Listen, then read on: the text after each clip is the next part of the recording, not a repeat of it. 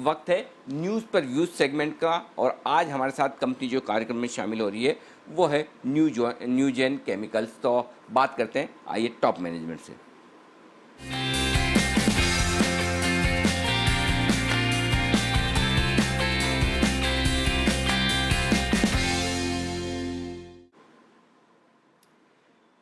Neogen chemicals, जी हाँ, ये है वो कंपनी जो 1991 से शुरुआत अपने कारोबार की कर चुकी है और bromine lithium based speciality chemicals बनाने में इसे देश की सबसे दिग्गज कंपनी माना जाता है। 200 से ज़्यादा ब्रांड्स और इनके प्रोडक्ट्स हैं जो इनके पोर्टफोलियो में है। लगभग 27 देशों में ये कंपनी अपना एक्सपोर्ट करती है। और अगर आप कुछ ग्राहकों के नाम सुनेंगे तो बड़ा इंटरेस्टिंग नाम आपको और बड़े प्रतिष्ठित नाम सुनने को मिलेंगे। डिवीज, थर्मेक्स, वोल्टास, सन फार्मा, औरोबिंदो फार्मा, ये सारी वो कंपनियां हैं जो इनके कस्टमर्स में शामिल हैं और इनके 3 प्लांट हैं जो देश भर में इस वक्त हैं।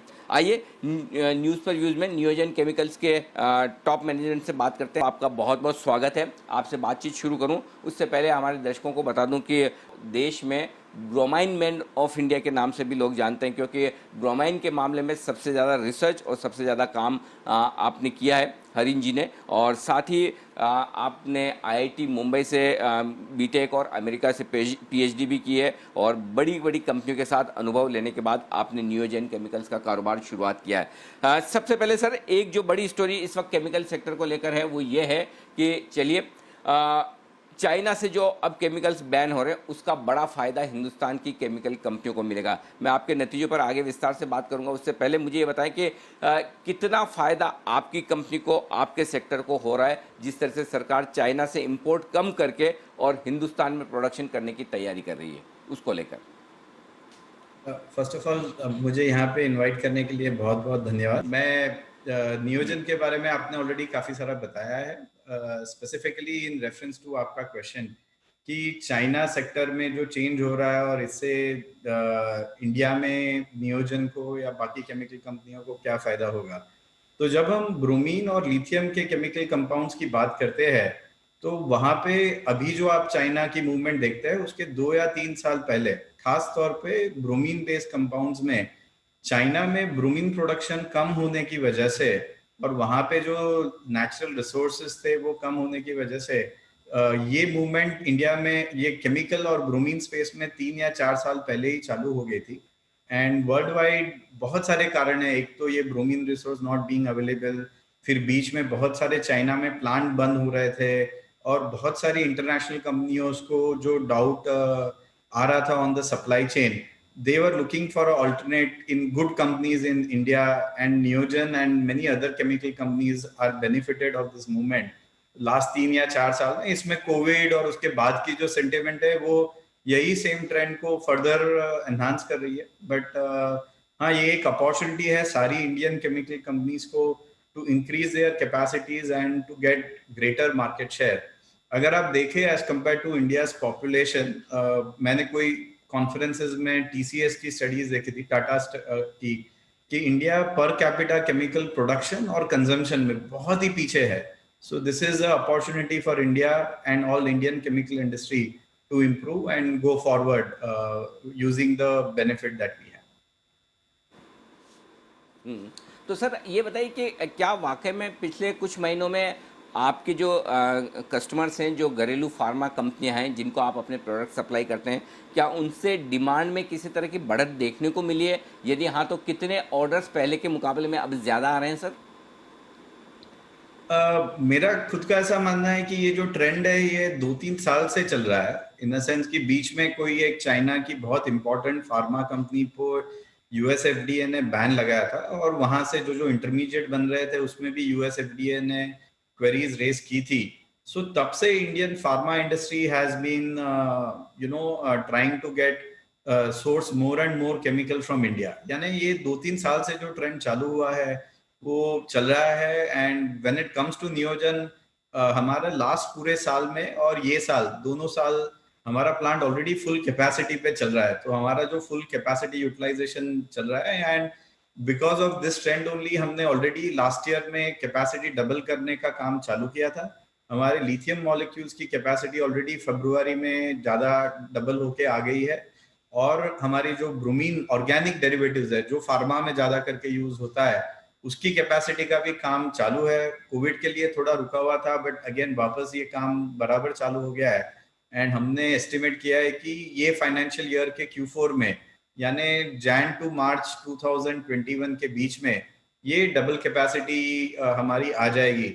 एंड बोथ अब हमारे domestic pharma customers as well as international pharma customers हमारे साथ काफी टच में है कि जैसे ही ये एक्स्ट्रा कैपेसिटी आएगी तो कौन से प्रोडक्ट हम उसमें बना सकते हैं एंड क्या हम उनकी नीड ज्यादा मीट कर सकते हैं। तो हाँ, both domestic and international customer से काफी इंटरेस्ट है to source more from Neogen as well as other Indian chemical companies. Okay. अच्छा हरीन सर, एक चीज़ बताइए, जैसे आपने तो आईआईटी मुंबई जो देश का सबसे प्रतिष्ठित, इनफैक्ट दुनिया में वन ऑफ द बेस्ट जो आप इंस्टीट्यूशन कह सकते हैं आईआईटी मुंबई है, वहाँ से आपने आईआईटी किया, फिर अमेरिका जाकर पढ़ाई और की, डॉक्टरेट आपने वहाँ से लिया पीएचडी करके।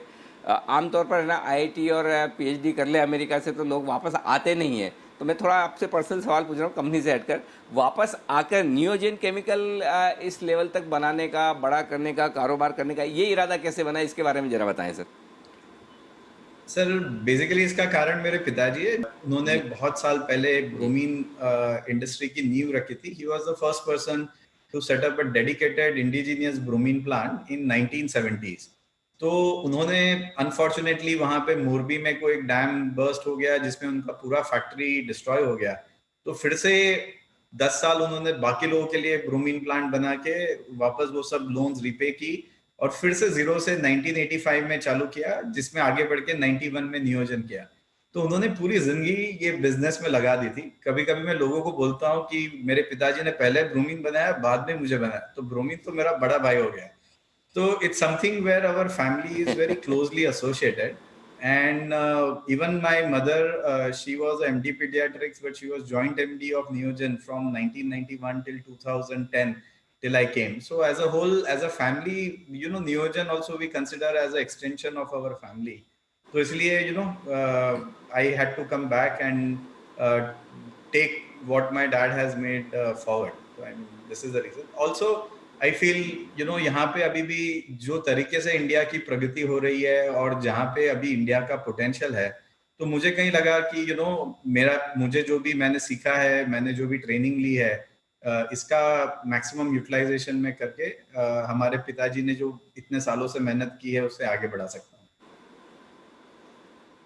बिल्कुल, और ये भावना हो कि आप जो आप कह रहे हैं ना, वो बड़ा इंटरेस्टिंग चीज़ कि ब्रोमाइन आपके बड़े ब्रदर के तौर पे मान सकते हैं, पहले वो आए परिवार में, उसके बाद आप आए, तो ये भावना हो तभी आप इस तरह का कारोबार और बढ़िया बिजनेस बना सकते हैं। अच्छा सर, अब आपके नतीजों पर बातचीत करता हूँ। नतीजे काफ़ी बेहतरीन रहे पहली तिमाही के इस मुश्किल भरे माहौल में, लेकिन क्या ये उम्मीद की जाए कि बाकी अब जो बाकी 9 महीनों के रिजल्ट अभी आने बाकी है इस फाइनेंशियल ईयर में, उसमें किस तरह की परफॉर्मेंस कंपनी की रहेगी, इसके बारे में ज़रा अंदाज़ा दें। हाँ, तो अगर हम पहले तिमाही की बात करें तो पार्ट ऑफ द रीजन की कोविड की वजह से ऑफ कोर्स हमारा प्लांट भी कुछ समय तक कोई कोई प्लांट्स बंद थे, कोई कोई पार्शली चल रहे थे, तो देयर वाज प्रोडक्शन बिल्कुल अफेक्ट हुआ था पहले क्वार्टर में। बट मार्च महीने में हमारे बहुत सारे डिस्पैचेस जो अटक गए थे कोविड की वजह से, वो भी ये क्वार्टर में सेल हुए। तो मिला के जो भी हमारा मार्च में जो इंक्रीज नहीं हुआ था वो इंक्रीज ये क्वार्टर में आ गया, और उसकी वजह से ओवरऑल जब आप पहले के क्वार्टर से कंपेयर करें तो मोरलेस सिमिलर रिजल्ट आपको दिखाई दे रहा है। अभी चूंकि मैंने आपको बताया कि लास्ट पूरे साल में हम फुल कैपेसिटी यूटिलाइजेशन पे काम कर रहे थे, तो जब तक हमारी नई कैपेसिटी आती है हम थोड़ा बहुत 10-15% का इंक्रीज ये क्वार्टर में एक्सपेक्ट कर रहे हैं। हमने हमारे क्वार्टरली कॉल्स में भी 350 अराउंड 350 करोड़ यानी अराउंड 10-15% का इंक्रीज का ये पूरे साल के लिए ग्रोथ टारगेट दिया हुआ है।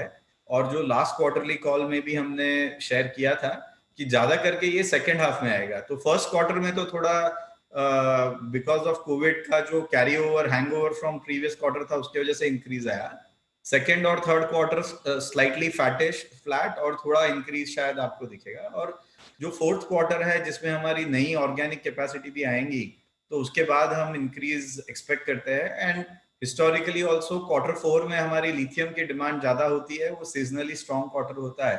तो ये एक्सपेक्ट कर रहे हैं कि ओवरऑल ये साल में हम एटलीस्ट लास्ट ईयर जो 306 करोड़ है उससे 350 करोड़ तक पहुंच सके, और फिर अगले साल में ये कैपेसिटी पूरी यूटिलाइज करके 425 से 450 करोड़ का हम टारगेट कर रहे हैं कि ये जो टोटल कैपेसिटी होगी ये 500 एडिशनल कैपेसिटी गिन के टोटल हमारी कैपेसिटी 500 करोड़ का टर्नओवर की हो जाएगी, जिसमें से 425 टू 450 करोड़ हम FY22 में टारगेट कर रहे हैं। कानानी साहब, देखिए आप डॉक्टर हैं, आईआईटी से मुंबई से पढ़ाई करके फिर अमेरिका इतने साल रह के आए हैं। यहाँ पे तो राजस्थान से मुंबई आते तो बोलने का, बातचीत करने का लहजा और तरीका बदल जाता है।